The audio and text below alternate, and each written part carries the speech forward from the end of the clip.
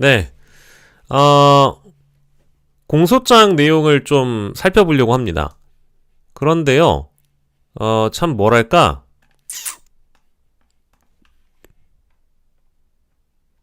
헌법재판소에서 보여지는 모습, 그리고 언론을 통해서 온갖 따옴표 저널리즘으로 윤석열 측의 변호인들, 그리고 김용현 측의 변호인들 등등 이 계엄 사태를 축소시키려고 하는 그런 언급들이 많았죠. 근데 당연히 그럴 수밖에 없는 게 내가 저지른 범죄를 있는 그대로 이실직고하는 범죄자들은 없습니다. 예. 당연히 자신의 억울함을 변호인을 통해 피력하고 나는 죄가 없다. 제가 그랬다. 나는 그런 의도가 아니었다. 다른 놈이 그랬다. 이런 식으로 부인하거나 부정하죠. 범죄자들의 기본적인 심리이기 때문에 뭐 이거에 대해서 제가 굳이 강조할 필요는 없는 것 같습니다. 몬수님 님도 언제 오셨네요. 네, 30초 님도 오셨고. 예, 출석 부를 때 없으면 지각한 사람들은 어쩔 수가 없어. 끝날 때 다시 부를게요. 그래서 공소장을 오마이뉴스도 분석하고 뭐 여러 언론사들이 다 분석하는데요. 대표적인 내용들만 이렇게 짧게 치고 빠지겠습니다. 이게 양이 저도 PDF 파일을 받았는데 양이 굉장히 방대해서 이거 하나하나 다 여러분들과 함께 보려면 아마도 한 4시간은 봐야 될 것 같아서 언론사들이 추린 내용을 토대로 좀 보도록 하겠습니다. 일단 어제 나왔던 기사들 보면 뭐 이제 이런 거 윤석열이 언론사 단전 단수를 직접 지시했다라는 그런 내용이 등장했다는 거죠. 예. 그리고 이제 요런 내용들은 여기 이제 공소장 분석이라고 나와 있으니까 오마이뉴스를 통해서 본 검찰의 공소장 내용을 조금 정리를 해보도록 하겠습니다. 막전막후라고 나와 있는데 이제 요 하나로 보면 좋을 것 같아요.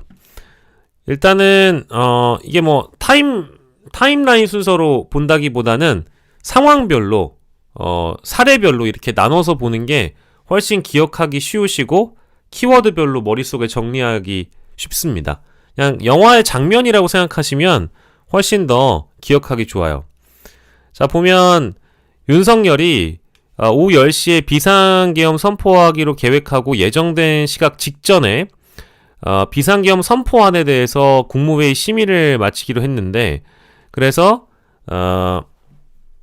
직접 또는 김용현 국방부 장관, 대통령실 부속실을 통해서 한덕수 국무총리를 비롯한 여러 국무위원들 소집 이유를 알려주지 않은 채 대통령실로 들어오라 라는 취지로 연락이 됐다라는 겁니다. 여기 보면 우리가 흔히 얘기하는 쪽지라는 표현은 바람직하지 않습니다. 문건. 윤 대통령과 김용현이 비상계엄이 선포됐을 때 각 국무위원들이 취해야 되는 조치사항, 그런 것들을 문건으로 작성해서 출력해 준비해 뒀다라는 겁니다. 오후 8시 20분과 10시경 차례로 참석한 국무위원들의 숫자, 국무회의 정족수는 11명인데 여기에 이르지 못했다는 거예요.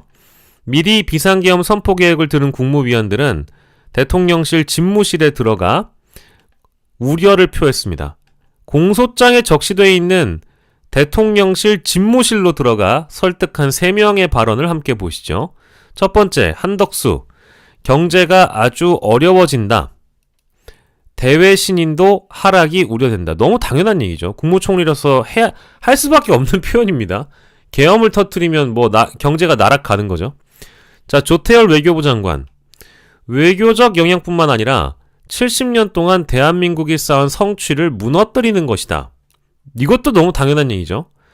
국내 정치 리스크는 대외적으로 외교적 신인도나 대외 신인도를 떨어뜨릴 뿐만 아니라 경제 리스크까지 연결되는 걸 저보다 훨씬 더 똑똑하신 국무위원분들이 모를 리가 없죠. 최상목, 경제와 국가 신인도에 치명적인 영향을 주기 때문에 안 된다. 자, 근데 여기 보면 이제 윤석열의 언급이 나와요. 종북 좌파들을 이 상태로 놔두면 나라가 거들. 그러니까 이 인간의 인식이라는 건 정말 그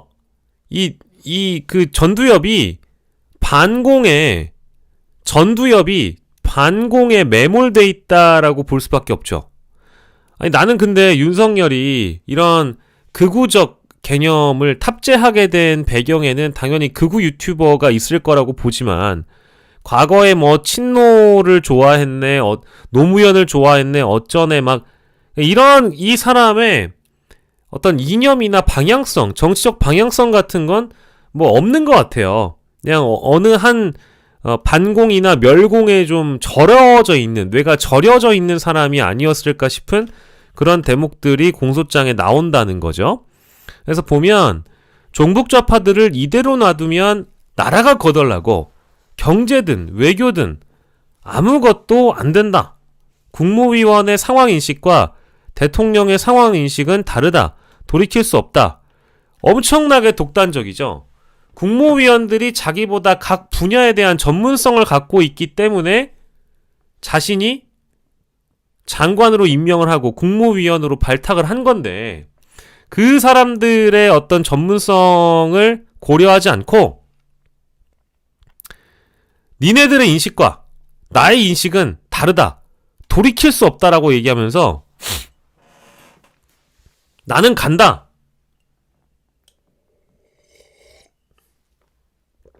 했다는 겁니다. 예. 그리고 여기 보면 이제 문건 내용이 나옵니다. 문건. 자, 여기서 보시면 어떤 문건을 대통령이 주고 김용희 의원이 주고 했느냐 보면 조태열에게는 재외 공간을 통해 대외 관계를 안정화시켜라라는 문건을 주고 이상민에게는 여기 아까 얘기했던 언론사 단전 단수 윤석열이 직접 지시했다라는 거예요. 조태열, 이상민에게는 윤석열이 직접 줬다라고 지금 보입니다. 일단 자 그리고 이상민 장관은 한덕수 총리 등 3명이 설득을 위해 대통령 집무실에 들어갈 때는 없었다가 이후 들어간 것으로 적시되어 있다. 이상민이 당시 어떤 발언을 했는지 공소장에 나와 있지 않다.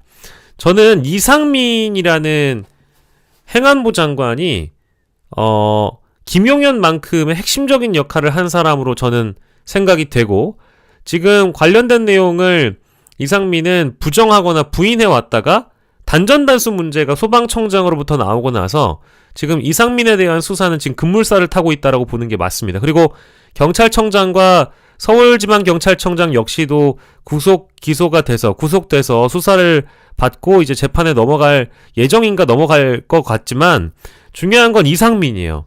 그러니까 이상민과 김용현은 이 두 사람은 반드시 이 계엄의 핵심적인 역할을 할 수밖에 없는 직책을 갖고 있는 사람들이고 그 사람들의 지시나 지휘 명령 없이는 그 휘하에 있는 인력들이 공무원들이 움직이지 않을 겁니다. 뭐 물론 윤석열이 직접 지시하는 것도 있었겠지만 이상민, 김용현은 나는 같은 무게로 다뤄줘야 되는데 김용현만 지금 빠르게 어쨌든 구속 기소가 된 거잖아요.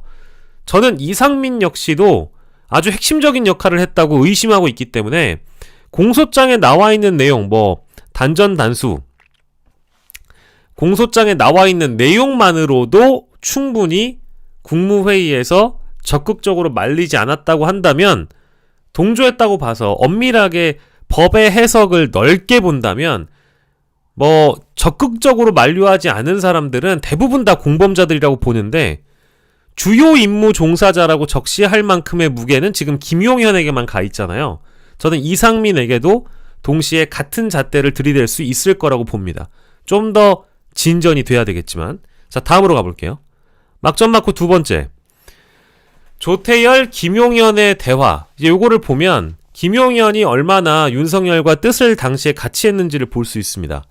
자, 조태열이 굉장히 무거운 목소리로 어떻게 된 겁니까? 이렇게 얘기했을 거 아니에요? 어떻게 된 겁니까?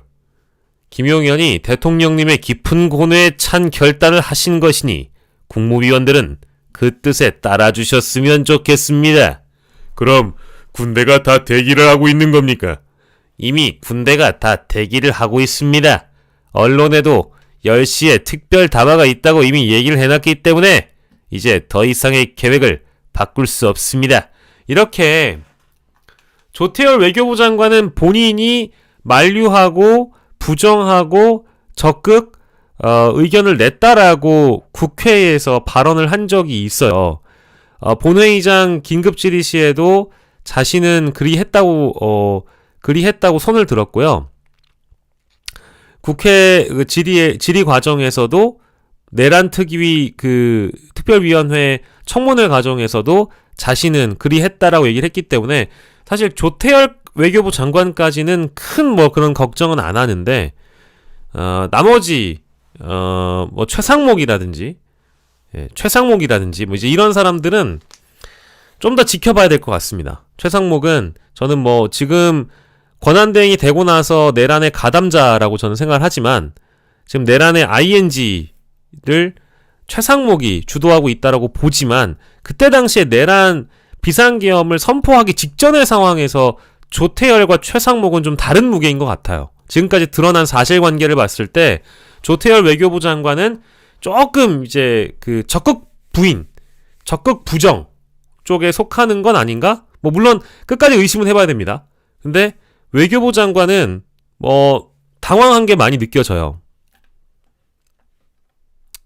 요 두 번째 장면에서도 그렇고요.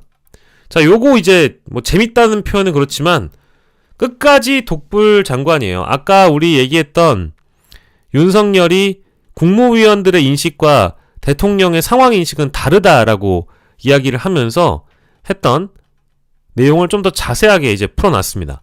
세 번째 장면을 보면 대접견실에 국무위원 11명이 결국 모이게 됩니다. 윤석열은 이같이 말했다. 장관들의 입장에서 보는 상황 인식과 책임감은 대통령으로서 보는 것과 다르다. 이것은 대통령인 내가 결단을 한 것이고 대통령이 책임을 지고 하는 것이다. 책임을 이제 지면 됩니다. 그죠? 지가 결단을 해가지고 이런 위헌위법적인 포고령과 비상계엄을 내란을 일으켰다면 책임을 지면 됩니다. 지금 이 계획을 바꾸면 모든 게 다 틀어진다. 이미 언론에 다 얘기했고 문의도 빗발치는 상황이다. 지금 계엄을 선포할 수밖에 없다.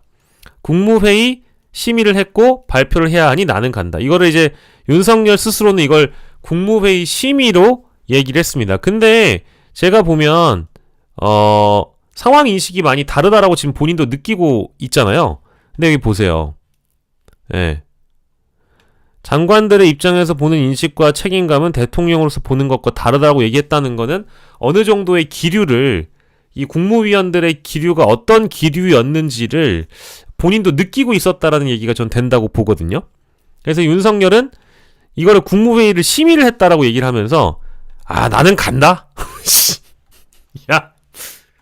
나는 간다? 예? 국무회의 심의를 했고 발표를 갖다가 해야 하니까 나는 간다. 그냥 가버렸다는 거예요. 그리고 브리핑룸에서 비상계엄을 선포했다. 10시 40분경 다시 대접견실로 들어와서 국무위원들에게 대응 및 조치사항을 지시했고 특히 최상목에게는 국가비상입법기구 관련 예산 편성 지시 등이 담긴 문건을 건넸다라고 나와 있습니다. 요게 이제 막전막후에 한 3가지 장면을 오마이뉴스가 뽑은 건데 보시는데 큰 어려움도 없을 거고 내용이 뭔가 좀 흥미롭게 영화 같은 장면으로 여러분들 뇌리에 남았으면 좋겠어서 요 기사를 일단 제가 따온 거고요. 검찰이 이 공소장에 적시한 내용 중에는 국무회의에 대한 절차적 정당성을 문제를 삼고 있습니다. 첫 번째는 윤석열 대통령과 김용현 장관이 비상계엄 선포 안건을 국무회의 의안으로 제출하지 않았다. 정식 절차가 있잖아요. 우리가 흔히 얘기하는 방망이 두드리는 것도 안건을 상정합니다. 이렇게 하는 것도 다 절차 중에 하나이기 때문에 그런 절차를 지켜야 되는 겁니다. 안건 상정, 심의, 그리고 안건이 통과되는 것, 이 모든 게 절차적 정당성을 가지고 이루어졌을 때 그것이 뭐랄까, 법령에 위배되지 않은 결론을 만드는 거겠죠. 근데 여기에서는 지금 법령에 위배됐다고 지금 적시하고 있는데 국무회의 의안으로 제출되지 않은 점, 그리고 두 번째, 국무회의 정족수가 채워지기 전에 비공식적인 의견을 교환을 했을 뿐이다. 세 번째, 국무위원 11명이 모인 이후에는 비상계엄 선포에 대한 일방적인 대통령의 통보만 있었을 뿐이고 실질적인 논의가 전혀 이루어지지 않았다. 여기 보시면 여기 뭐 논의라는 건 없잖아요. 여기엔 논의가 없어요. 여기 무슨 논의가 있어. 그냥 그 장관들의 그 현실 인식보다는 내가 이 갖고 있는 이 대통령으로서 갖다가 이 현실을 바라보는 인식과 이 책임감은 다르다. 나는 간다. 이지랄했다는 거 아니에요. 근데 여기에 무슨 국무회의로서의 뭐 논의와 의견 심사가 뭐가 있습니까?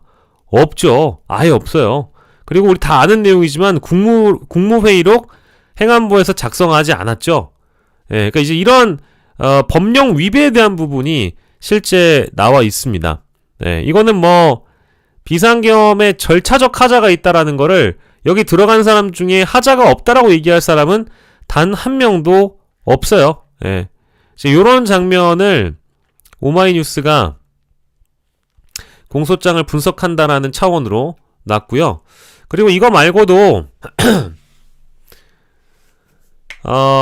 윤석열이 직접 단전 단수를 지시한 문건을 일단 이상민에게 줬고, 정리하자면 이상민은 허석권 소방청장에게 전화를 해서 자정에 경찰이 투입될 거니까 뭐 저기 어디냐, 경양, 한겨레, MBC 뭐 이런데 여론조사 꽃인가? 그쪽에 경찰청에서 단전 단수 요청이 오면 조치를 해라. 이제 이런 사실이 확인이 된 겁니다. 네. 그거는 일단은 여러분들이 기억을 해두시고요. 그리고 두 번째는 두 번째를 보자 하면 죄송합니다. 예, 두 번째를 보자 하면 1000명 숫자를 정확하게 윤석열이 인식을 하고 있는 게 있어요.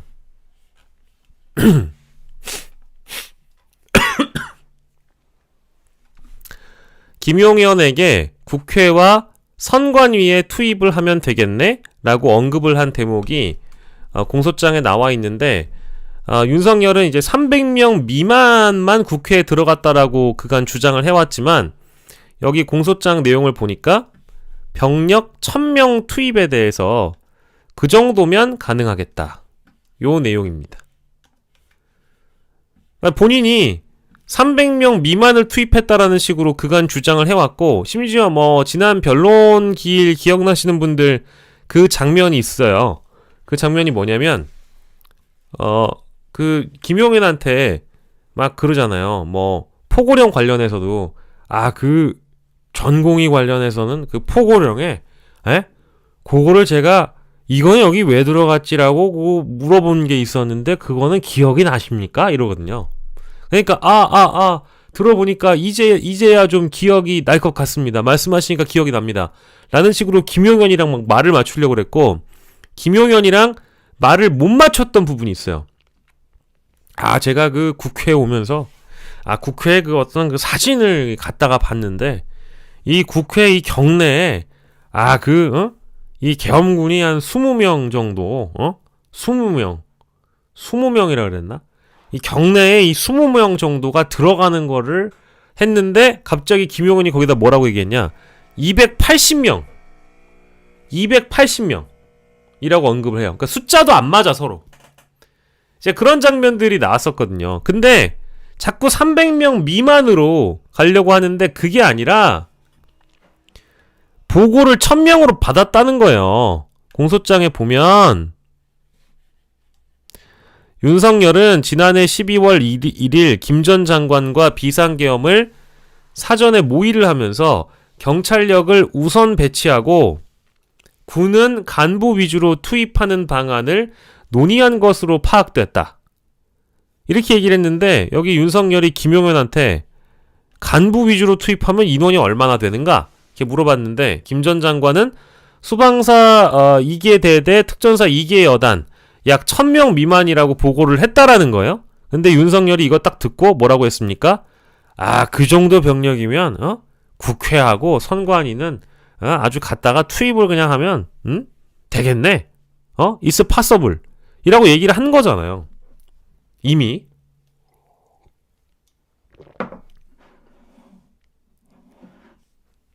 그러니까 이런 거 다 구라였던 거예요. 과거에 나왔던 발언들이. 근데 이제 검찰의 공소장을 얼마나 이제 우리 극우님들이 믿으실지는 모르겠지만 이런 것도 다 부정을 하겠지. 그 사람들이 보지 않는 사실은 김용현의 공소장이라든지 윤석열의 공소장이라든지 이런 거를 보지 않아요. 보지 않습니다. 뭐더러 보느냐. 그죠? 윤석열이 그거 뭐라고 했든 자기들이 생각하는 대로만 어차피 레거시 자체를 보지 않기 때문에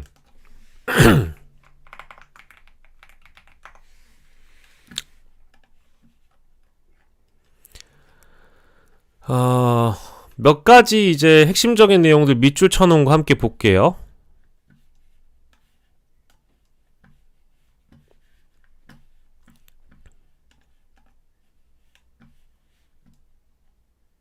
수임번호 0010에 동아일보가 오늘 모든 내용을 다 공개를 했어요.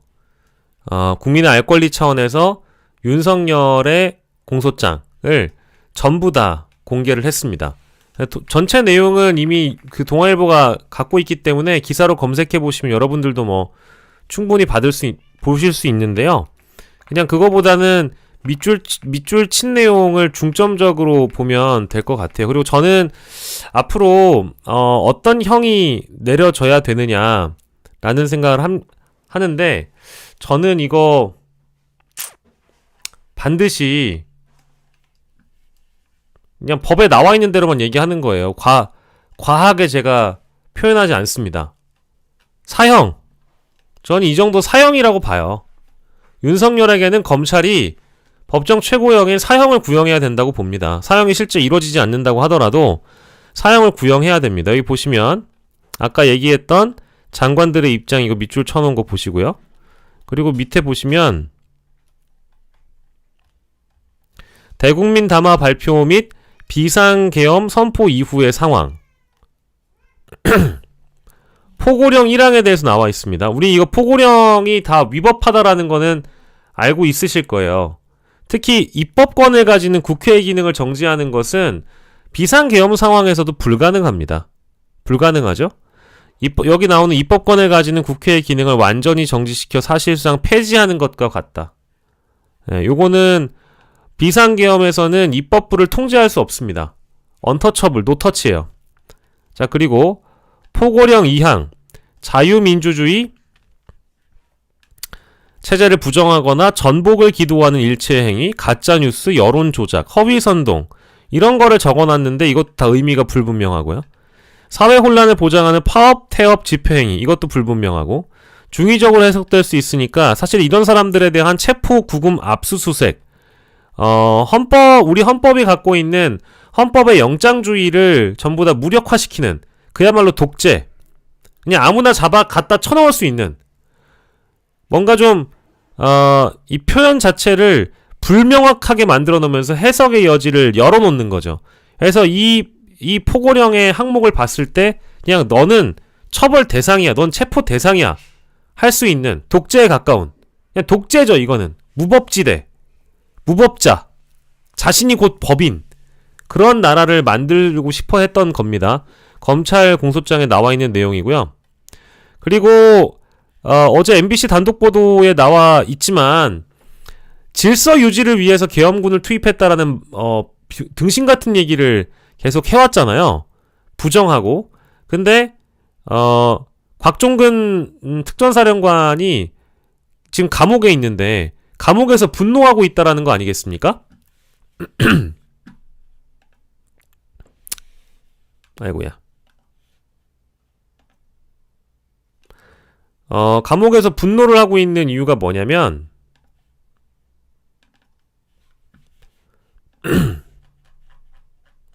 군을 정치적으로 이용했다라는 거에 대해서 어마어마하게 분노하고 있어요. 근데 이거 보시면 곽종근 옥중 노트가 어제 MBC로부터 공개됐는데 이게 마지막 부분이거든요. 곽종근 전 특전사령관의 마지막 노트에 대해서 군만 이용당하고 대통령이나 김용현 전 장관이나 반대하고 만류할 때는 듣지 않고 지들이 책임질 것처럼 하더니 우리만 이용당하고 지금 와서 이게 무엇이냐라고 굉장히 분노를 하고 있잖아요. 근데 이 이전의 노트들을 또 MBC가 공개를 했는데 그 내용을 보자 하니 같이 봐야겠다 이건.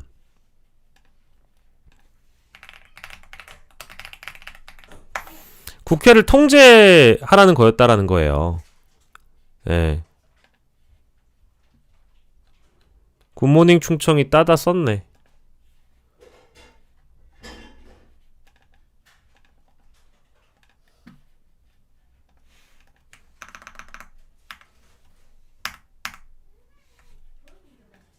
실제로 특전사 투입이 시민 보호 목적도 아니고 질서 유지도 아니고요. 국회를 봉쇄하기 위해서인 겁니다. 봉쇄하기 위해서. 그러니까 이게 여기에도 나와요. 국회에 경찰을 증원해주고 포고령에 따라서 국회 출입을 차단해달라. 그러니까 즉 경찰이 투입되거나 군이 투입됐을 때 질서 유지나 시민 보호라는 핑계를 계속 댔잖아요. 아니에요. 군과 경에 대부분 국회를 통제하고자, 국회를 봉쇄하고자 계엄군을 투입하고 경찰을 투입을 한 겁니다. 질서 유지 차원도 아니었어요. 숫자도 다르고 목적도 다릅니다. 모든 게 다 거짓말이죠.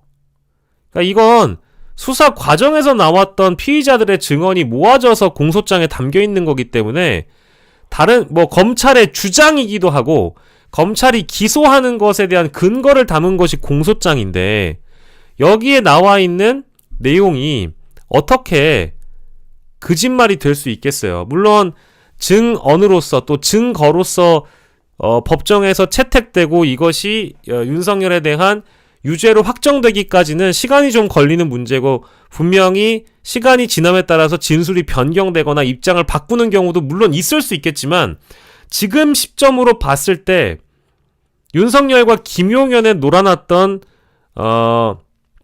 책임자들, 사령관들, 현장 지휘관들, 군인들 이런 사람들은 다 그냥 이 정치에 놀아나 버린 겁니다. 얼마나 분노하겠어요. 그래서 이렇게 분노하고 있는 사람들의 증언들을 따라가 보면 좀 진정성과 진실성이 담보됐다라고 보는 게 합리적이겠죠. 검찰 공소장 보고 있습니다.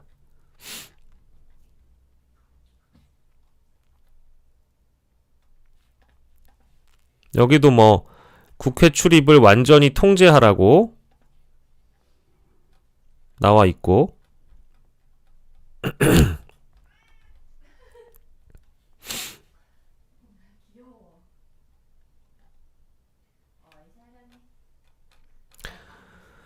선발대와 후속부대가 국회로 진입했으니 특수임무대대 후속부대도 국회로 진입할 수 있도록 누구와 통화해라. 진압봉을 총기와 공포탄은 차량에 두고 진압봉을 챙겨서 투입하라. 임무는 국회 내부에 있는 인원들을 끌어내는 것이다. 지시 이행을 위해서 끌어낸다고 되어 있죠. 이게 국회의원들, 국회요원들 이런 개같은 소리 했을 때 진짜 어이가 없었지만 얼마나 지금 국민들을 가지고 갖고 노는지 아시겠습니까? 조선일보는 심지어 국회의원이다, 국회요원이다 이거 헷갈리게 하려고 일면이었나? 거기에다가 박선원하고 김병주가 곽종근 특수전사령관 꼬셔가지고 요원이라고 얘기했는데 의원이라고 얘기를 했대잖아요. 근데 여기 보면 곽종근이 열받아서 그것도 또 다르게 얘기를 해요.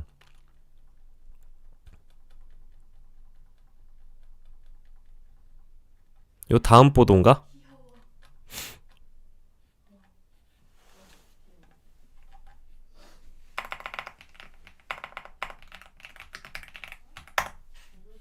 봐봐, 여기 맞잖아요.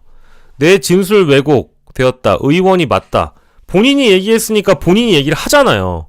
그러니까 이런 거를 보면 진짜 국민들에게 진실을 호도하려고 조선일보를 포함해서 윤석열 측의 편에 서 있는 언론들이 다 장난질 치고 있는 겁니다. 그간 우리가 한 2주 동안 들어왔던 모든 내용들 있잖아요. 윤석열 측으로부터 들었던 내용들, 윤석열부터 시작했던 그런 여러 이제 발언들, 이런 게 다 변호인단이나 본인의 입을 통해 또 저희 국민의힘 정치인들을 통해서 정말 뭐 무분별하게 여기저기 다 뿌려대고 있는데, 그들이 이렇게 천금같이 여기는 이른바 보수 정치인들과 저는 이제 뭐 극우의 힘이라고 봅니다만, 이 정치인들이 천금같이 여기는 검찰의 공소장 가지고 공소장만 나와도 재판에 넘어가는 단계에서 나온 검찰의 공소장만 가지고도 한 사람에 대한 유죄 추정을 그동안 당신들이 해왔잖아요. 저도 하는 거예요, 지금. 근데 뭐 지금의 단계에서 시기로 봤을 때 서슬퍼런 권력에 납작 엎드리고 야당 인사들 자신의 정적을 제거하는 용도로 검찰권과 수사권을 썼을 때 검찰의 공소장과 지금 국민들의 신임을 받기 위해서 다분히 노력하고 있는 검찰이라는 수사기관의 공소장, 어느 쪽이 좀 더 진실성이 담보되겠습니까?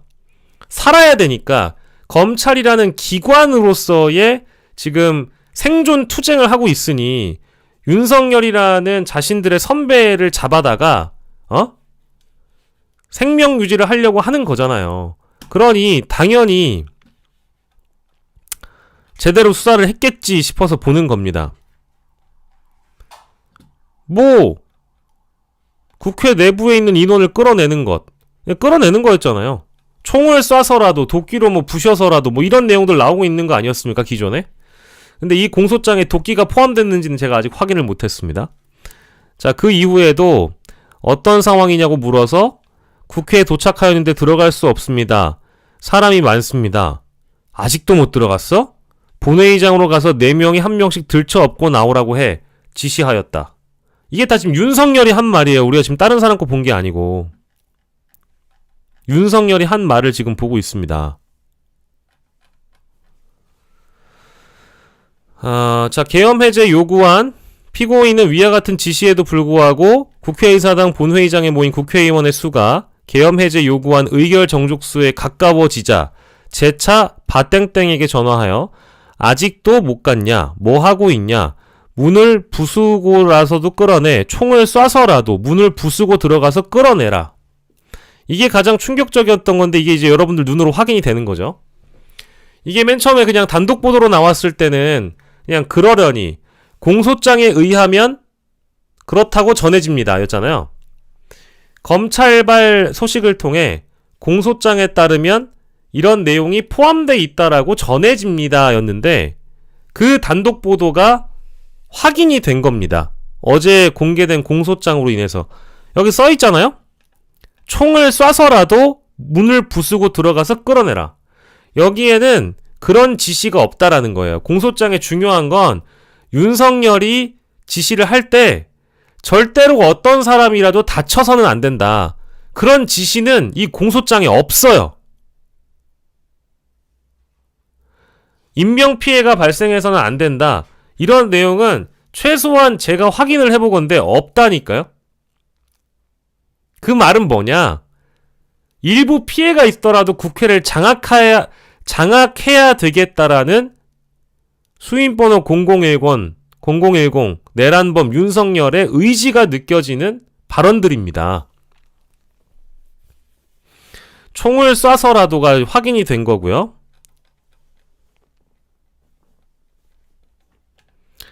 비상계엄이 선포되자 대통령의 지시를 받고 대상자의 위치를 파악하고 국회로 출동하라.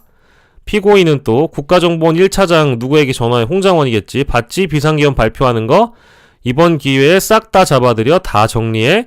국가정보원에 대공수사권 줄 거니까 방첩사 지원해. 자금이면 자금, 인력이면 인력, 무조건 도와. 기존에 알고 있었던 내용과 동일하죠. 그러니까 이거를 우리가 다시 보는 이유는 언론의 단독 보도로 알 수 있는 한계점이 있죠. 그거는 언론사가 전에 들었던 얘기를 우리에게 전해주는 거니까. 그 중에 약간의 어떤 실언이 있을 수 있고,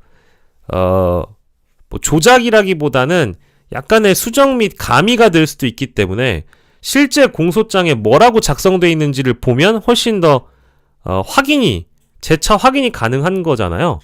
근데 여기 보면 우리가 알던 내용 그대로입니다. 기사 내용 단독 보도를 그대로 확인하는 거죠. 홍장원에 대한 얘기고요.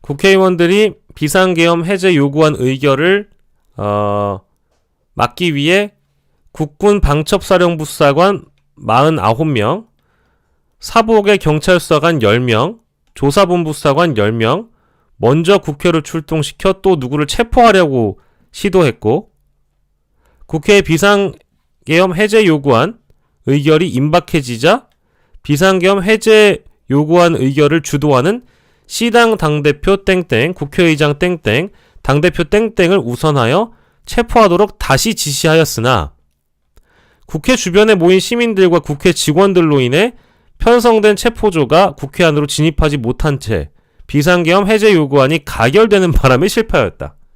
자, 그럼 여기도 공소장에 나와 있지만 국회 주변에 시민들이 모이지 않았다면, 국회 직원들이 강렬하게 저항하지 않았다면 지금 여기 얘기하는 한동훈, 이재명, 우원식 정도는 또 체포될 수가 있다. 그죠? 이게 12시 반에 이제 요렇게 이뤄진 일인데, 제가 올린 거 보니까 제가 12시 살짝 넘어가지고 국회에 도착했단 말이에요? 12시 전이었나 그랬던 것 같기도 하고. 근데 이 상황에서는 누구든 체포가 됐을 수 있었던 긴박한 상황이 느껴지는 겁니다. 여기는 이제 아까 얘기했던 단전 단수 협조 요청이 나오고요. 자, 결론을 보겠습니다. 결론은 왜 윤석열을 사형에 처해야 하는지, 왜 윤석열을 사형 구형해야 하는지 아까 보셨어요?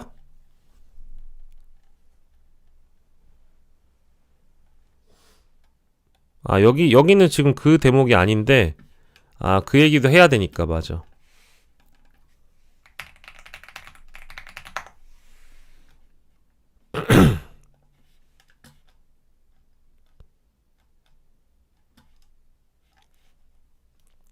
아직은 노상원 거는 안 나왔는데 이따가 볼게요. 자, 그래서 결론은 그겁니다. 결론을 보시면, 자, 피고인은 여러 사람들 및 성명불세 군인과 경찰 공무원 등에게 순차 지시하여 국회를 봉쇄하고 선관위 3곳, 당사 여론조사 꽃, 위헌 위법인 포고령에 근거하여 국회의원, 정치인 등 주요 인사와 부정선거와 관련됐을 것으로 보이는 선관위 관계자, 영장주의를 위배한 채 체포 구금하고 근거 없이 전산자료를 영장 없이 압수하여 부정선거 및 여론조작 관련 증거를 확보하며, 이것도 이런 자료가 없을 텐데 얼마든지 이거는 증거를 확보하고 나서 조작할 수도 있겠죠. 군 병력을 국회의사당에 침투시켜 국회의원들의 비상계엄 해제 요구안 의결을 저지하고 국회 무력화 시도하고 별도의 비상입법기구 전두환의 국보위처럼 하려고 했죠. 자, 여기 보면 헌법상 국민주권제도, 의회제도, 정당제도, 선거관리제도, 사법제도 등 자유민주적 기본질서를 파괴하는 국헌문란의 목적으로 헌법과 법률에 위반하는 비상계엄을 대한민국 전역에 선포한 후 등등등등등등등등등 해가지고 군경을 동원하여 국회, 선관위, 시당 당사, 여론조사 꽃 등을 점거 출입 통제하여, 여기 보시면 강압하여 한 지역의 평온을 해야 하는 폭동을 일으켰다. 자, 이게 내란이 아니면 뭐가 내란이 아닌 겁니까? 저희가 지금 본 내용은 기존에 여러분들 다 아시던 내용을 공소장으로 확인한 거예요. 이게 폭동이 아니면, 이게 내란이 아니면 뭐가 내란이냐는 거예요. 아니 이제 이 정도로 나왔으면 끝내야죠. 손절해야죠. 어제처럼 국민의힘 지도부가 구속 기소된 윤석열에게 현직 대통령으로서의 어떤 권위를 자꾸 쥐어주는 행위를 해선 안 되고, 나경원 같이 이게 무슨 가신 마냥, 아니 지도부도 정말 비겁한 게 나경원이 백브리핑을 왜 하냐고요. 그거 왜 그랬겠어요? 권영세나 권성동이 거기에서 윤석열이 뭐라고 얘기했는지를 줄줄이 읊고 있으면 지도부가 윤석열을, 구속 기소된 내란범 윤석열을 편든다라고 또 생각할 거 아닙니까? 그러니까 그 부담을 갖고 싶지 않아가지고 나경원한테 토스하고 톡낀 거 아닙니까? 나경원은 또 그거 좋다고 한 거고. 이게 국민의힘에 있는 지도부라는 사람들이 끊임없이 이 내란 범죄자를 두둔하고, 게다가 내란을 일으킨 사람들을 옹호하고 여전히 또 여론을 선동하는 것, 그리고 나경원 의원도 본인이 어떤 역할을 지금 하고 있는지를 잘 알고 있겠지만 그런 식으로 윤석열의 입이 돼서 윤석열이 했던 얘기를 자신이 뭐 재해석을 하든지 있는 그대로 전달하든지 간에 윤석열의 입으로서 무언가를 얻고자 자꾸 앞장서는 거잖아요. 이게 이제 중진들로서 할 수 있는 일이냐. 국헌문란, 여기 나오잖아. 국헌문란을 목적으로 헌법과 법률에 위반되는 짓거리를 하셨단 말입니다. 예? 한 지역의 평온을 해야 하는 폭동을 일으켰다. 이건 내란인 거예요. 내란을 내란이라고 부르지 않고 내란을 뭐 소란이라고 하거나 폭동을 난동이라고 하거나 자꾸 이런 식으로 의미를 축소하거나 사실이 아닌 것처럼 호도하는 것. 이것도 동시에 내란 선전 선동입니다. 근데 이걸 뭘 대단하게 반영해 준다고 여기저기다가 언론사에서 이런 마치 다른 의견이 있는 것처럼, 다른 의견이 있다, 틀린 의견을 자꾸 언론사에 실어주는 건 엄청 큰 문제죠. 있는 그대로의 지금 사실만 보도해도 이렇게 충격적인데 이거를 맞아요. 특검을 못하게 하지. 이거를 여기는 이런 의견들이 있는데요. 자, 이쪽에서는 그런 의도가 아니라고 주장합니다. 이건 어떻게 봐야 될까요? 이 지랄 하지 말자는 얘기지. 살인범의 살인은 살인 미수든 실제 살인을 해서 그 현행범으로 잡혔다. 그러면 이거나 저거나 다 마찬가지로 다뤄야 되는 거예요. 그 뭐 거기다가 대고 그 사람이 죽일 의도는 없었다고 합니다. 뭐 이런 식으로 자꾸 편들어주고, 그 사람이 알고 보면 좋은 사람입니다. 살인범을.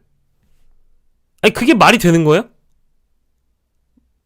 뭐 제가 더 강조하지 않아도 무슨 말씀인지 아시겠죠?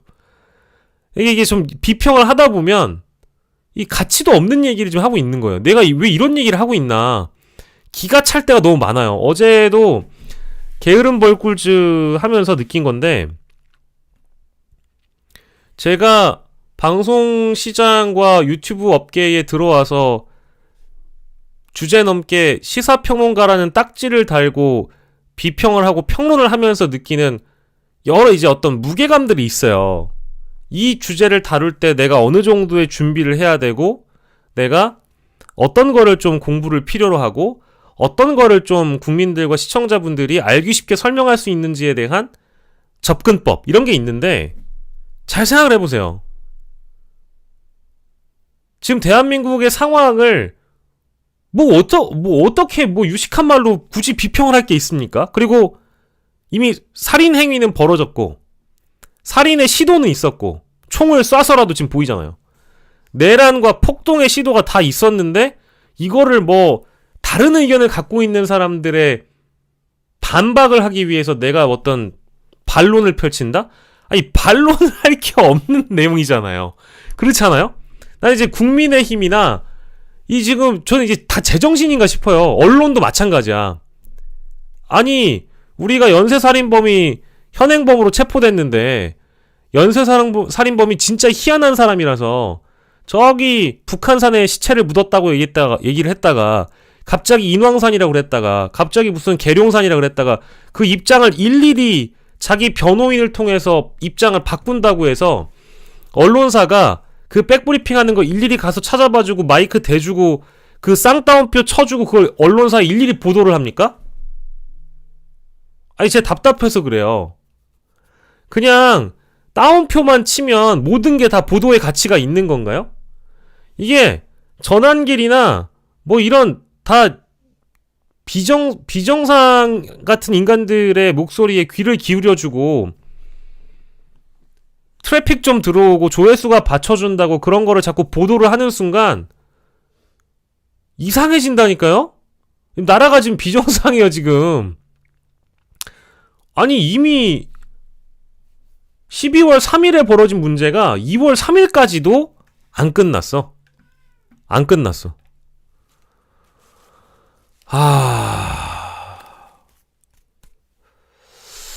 참 답답합니다.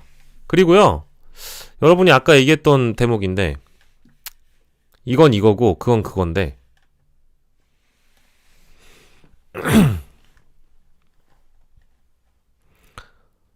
노상원 수첩을 이제 확보가 됐는데 노상원 수첩에는 수거 대상과 수집소가 있습니다. 근데 그 수거 대상에는 정의구현 사재단까지 포함이 된다는 거예요. 자, 우리 전국에 계신 우리 천주교인 여러분들 잘 들어주십시오.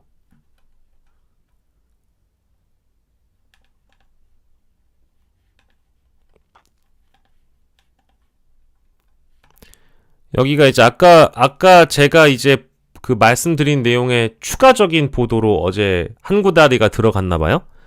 계엄군이 철수하지 않았다면 지금까지 알려진 것보다 우선 체포 대상이 훨씬 많았음을 보여주는 내용이 공소장을 통해 확인이 됐습니다. 그런가 하면 내란의 비선으로 지목된 노상원의 수첩에 지금까지 알려지지 않았던 소위 수거 대상과 수집소. 그러니까 이것도 정신병인 게요. 그러니까 이제 우리가 흔히 얘기하는 파시스트들이, 그러니까 나치즘과 이 나치주의라는 게 뭐냐면, 어떠한, 나쁘게 얘기하면 이제 갈라치기 같은 거예요. 우리가 민주주의라는 체제를 선택해서 국가를 운영하는 기틀로 지금, 삼고 있는 이유가 뭐냐. 자유라는 가치를 존중해서 그렇습니다. 우리가 숨 쉴 수 있는 자유, 우리가 어딘가를 자유롭게 이동할 수 있는 자유, 표현의 자유, 뭐 보행의 자유, 어딘가에서 1인 시위를 할 수 있는 자유, 우리가 헌법상 정해놓은 우리의 가치, 자유라는 가치를 제일 소중하게 다루고 중시하는 체제가 민주주의이기 때문에 그렇습니다. 근데 흔히 얘기하는 전체주의라는 것은 모두가 다 똑같기 때문에 나와 다른 생각을 하는 자는 틀린 것으로 치부해요. 그래서 박멸시켜버리죠. 그게 바로 파시즘과 동일한 것입니다. 나치즘도 결국 유대인이라는 어떤 유대인들을 전부 다 박멸과 혐오의 대상으로 분류를 하면서 힘으로 누를 수 있는 어떤 우월감을 느끼게 하죠. 그러니까 나치는 이제 나는 우월한 존재야. 그리고 내 밑에 박멸해야 되는 대상들이 있어. 여기는 우리가 밟아버리거나 벌레만도 못한 존재들이기 때문에 인종 청소를 해버려도 되는 거야. 근데 뭐 미안한 얘기지만 얘네들을 그냥 공장에 노동자로 갖다가 쓰다가 버리거나 생체 실험을 하거나 이런 거에 대한 전혀 거리낌이 없죠. 왜? 이 사람들은 존재하지 않아도 되는 귀태의 존재들이니까. 그게 전체주의적 발상의 가장 무서운 지점이거든요. 나와 다른 사람을 존중하고 그 표현의 자유를 존중해 주는 것. 이제 이 체제를 유지하기 위해선 제가 늘 강조드렸던 대로 아슬아슬합니다. 그 표현의 자유도 선을 지켜야 되겠죠. 근데 이거 선을 넘어서 민주주의 자체라는 우리 헌법 질서를 위태롭게 하는 발언들과 행동들이 이어지면 그거를 처단하라고 법이라는 게 있는 겁니다. 그 법으로 폭도의 무리들을 법에 의해 심판하죠. 우리가 다 삼권분립을 마련해 놓고 사법질서, 헌법질서를 얘기하는 것도 다 그 체제 안에 우리 모두가 순응하기로, 적응하기로 합의를 한 겁니다. 근데 우리 지금 봤던 서부지법 폭도들이나 폭동을 일으킨 폭도들이 전체주의라는 관점에서 얘기하는 게 아니고 헌법 질서를 유린하고 있기 때문에 잡아 가둔 거잖아요. 근데 이걸 반대로 이 사람들이 규정하는 좌파, 빨갱이 이런 사람들은 그냥 이념, 생각, 사고, 가치관에 의해서 무조건 정복돼야 되는 대상, 밟혀야 되는 대상, 귀태의 대상으로 여기고 인종청소를 해버려야 된다고 생각하는 게 파시즘이거든요. 근데 여기 보면 난 노상원 같은 사람들이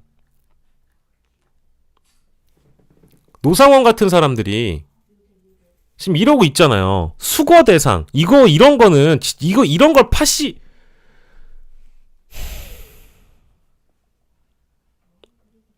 제가요 사실 어제 이거 뉴스 보고 손이 떨렸어요. 손이. 이게 그냥 미친놈들이구나 하고 웃음으로 치부할 수 있는 사안이 아니에요. 이런 인간들이 계엄을 꿈꾸고 국가 전복을 꾀했다라는 거는 이런 사람들을 민주주의 하에서는 사회적으로 격리를 시키는 겁니다. 근데 윤석열도 이거 한패 아니에요. 김용현도 한패고요. 그럼 뭐야? 사실은 사형을 시켜야 돼. 근데 민주주의 나라는 인권국가여서 사형을 시킬 수가 없어. 그럼 무기징역밖에 안 돼. 어떤 인간이 어떤 인간을 대상으로 수거 대상이라는 표현을 씁니까? 그리고 이런 사람이 심지어 공식 라인도 아니었고 애기 무당이잖아. 에? 무당이잖아. 무당. 이 사람 퇴직한 군인의 무당이라며. 이런 사람한테 계엄에 대한 권한을 주고 누구를 잡아 가둬야 될지, 어디에 수용을 해야 될지, 에? 제가 늘 얘기하지만 이런 거를 볼 때마다 제가 느끼는 건 저 인권연대 회원이고 저 천주교인이에요. 저 사형제 반대하는 사람입니다. 근데 이런 걸 보고 나면 어떤 생각이 드냐? 안 돼. 예외사항으로 이번만큼은 여기에 연루된 범죄자들은 전부 다 죽여야 돼. 어쩔 수가 없어. 사형시켜야 됩니다. 선동하는 게 아니야. 저는 검찰의 구형은 당연히 사형이 이루어져야 되고요. 선고는 다음의 문제예요. 국민적인 합의가 필요하겠죠. 근데 우리나라 사람들 다 양반이라서 그래도 죽이는 건 좀 너무하지 않음? 아니, 그렇지 않아. 이번에 제대로 처단을 하지 않잖아요? 그러면 나중에 또 이래요. 제가 어떤 사람 특정 대상을 죽이자라고 선동하는 게 아니잖아요, 지금. 우리 70년 동안 우리나라가 만들어지고 국가라는 게 만들어지고 헌법을 근간으로 설립되고 민주주의 국가로서 전 세계의 OECD 국가에서 우리나라만큼 제대로 성장한 나라가 있습니까? 빠르게 성장하고 물론 그 성장의 이면이라는 것도 있지만 이 나라가 어떻게 만들어졌는데 2024년에 이런 인간이 평범한 국민들을 대상으로 수거 대상이라고 생각하고 나치가 유대인을 다 가둬 죽였듯이 이런 발상을 할 수가 있어요. 그리고 이거를 잘했다고 박수치는 인간들이 어떻게 있을 수 있냐 이 말이에요. 그런 사람들이 지금 몇백만 명이잖아요. 여러분 몇백만 명입니다. 예? 몇백만 명. 전환기를 포함한 몇백만 명이 그 유튜브를 보고 고성국 TV 같은 걸 보고 여러 극우 유튜브를 보면서 누군가가 누구를 잡아 가두고 죽이는 거에 대해서 아무렇지 않게 생각하는 나라였어요, 우리나라가? 아니잖아요. 정말 내란법에 명시된 그대로 최대 구형을 해야 됩니다. 그리고 법정에서 선고는 뭐 어차피 반성의 여지도 없을 뿐더러 이제 이 죄목이 다 상세하게 드러난 이상 무슨 무기징역이에요. 국민이, 국가가 이런 일이 있을 때 어떻게 단호하게 대처를 할 수 있다라는 건지를 보여줘야죠. 두 번 다시는 우리가 죽고 그 이후에 젊은 세대들이 대한민국이 언제까지 있을지 모르겠지만 적어도 이런 식으로 누가 누군가를 죽이는 일은 없어야 될 거 아닙니까? 저는 매우 심각하게 느껴요. 이거는 제가 심각하니까 잠깐 좀 생각 좀 머리 좀 쿨다운 할게요.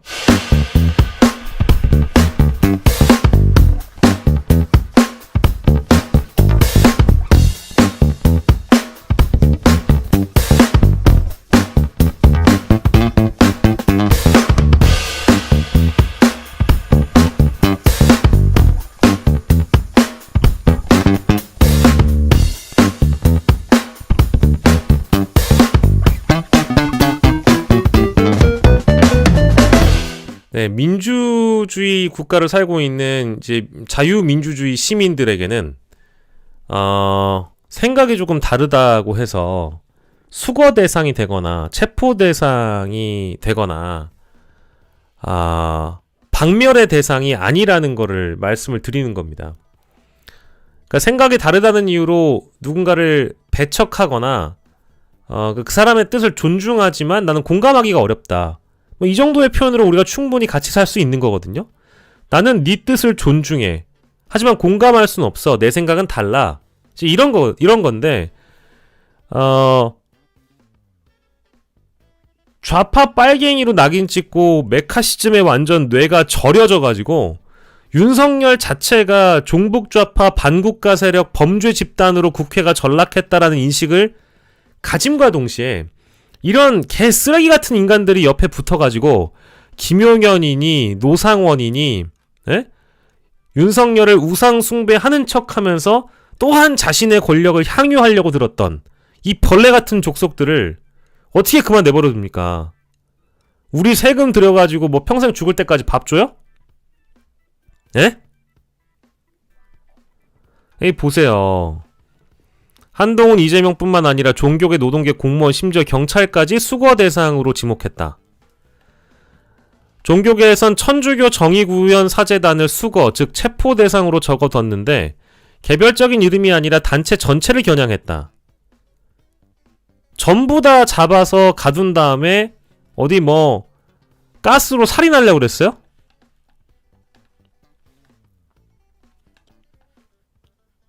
좌파 판사 김명수, 현직 판사 이름들도 같이 써놓고 문재인 정부를 뜻하는 것으로 보이는 문대라는 글자도 함께 보였고 방송인 김어준씨, 문재인 정부 당시 총경급 이상 경찰 간부들은 물론 청와대에 파견된 행정관급 공무원까지 무더기로 수거 대상. 여기 보면은요 기가 막힌 게 수집소란 표현 나오죠. 장소가 이렇게 나와요. 백령도와 연평도, 실미도에 이어 오음리와 현리라는 지명이 적혀있는 것으로 MBC 취재 결과 확인됐다. 여기 보실까요? 지도까지 나올걸? 다음 단독 보도 이어갑니다. 천주교 정의구현 사제단을 수거. 오음리라는 지명은 경기 연천, 강원 화천군 등에, 현리도 강원 양구와 인제 등에 같은 이름을 쓰는 곳이 여럿인데 군부대와 훈련장이 있는 접경 지역을 의미하는 것으로 추정됩니다. 예, 보세요. 이 사람들이 수거 대상을 어디다 모아놓을지까지 수첩에다 적어놓고 노상원이 계획했다는 거 아닙니까? 예? 저는 너무 심각함을 느끼죠. 그러니까 공소장도 공소장이고 공소장으로 이제 확신을 했잖아요. 그죠? 확신했어. 이 윤석열은 확신범이었던 거고 그 수많은 증언에서 우리가 이미 확인을 했듯이 이미 확인을 했어요. 어떤 내용인지. 다만 공소장에 대한 내용을 보고 나니까 너무 기가 막혀서 그렇고 어제 좀 충격적이고 손을 떨었던 게 이제 이 수거 대상, 수거 장소. 예. 수집소. 수거 장소가 아니라 수집소죠. 검찰과 경찰은 이들 수집소가 전시 같은 비상 상황에 대비해 군이 운용하는 구금시설일 수 있다고 보고 이 같은 정보를 노 전 사령관에게 누가 제공했는지 주목을 하고 있다.